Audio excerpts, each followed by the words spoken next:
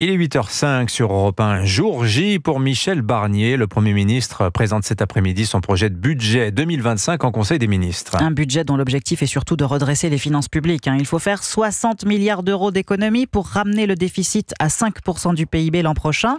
Mais au-delà des mesures économiques, Jacques Serret, ce projet de budget sera surtout la conséquence de pressions politiques. Michel Barnier ne veut pas passer en force dans un premier temps. Le Premier ministre compte bien laisser les parlementaires débattre en commission des finances, car s'il a déjà prévu de dégainer le 49.3 à l'issue en séance publique dans l'hémicycle, l'hôte de Matignon veut à tout prix maintenir sa coalition unie, alors que son prédécesseur Gabriel Attal maintient la pression, comme hier à l'Assemblée nationale devant la presse. La crainte que nous avons déjà exprimée, c'est que le budget qui semble se dessiner n'intègre pas assez de réformes et trop d'impôts, avec le risque de déstabiliser nos industries et la classe moyenne qui travaille. C'est pourquoi ce soir, Michel Barnier devrait tenter de donner des gages au président du groupe des députés du camp présidentiel, tout comme aux Républicains, sa famille politique.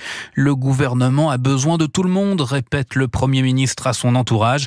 Malgré la perspective du 49.3, ce budget devrait donc avoir les apparences d'un compromis. Jacques Serret du service politique d'Europe.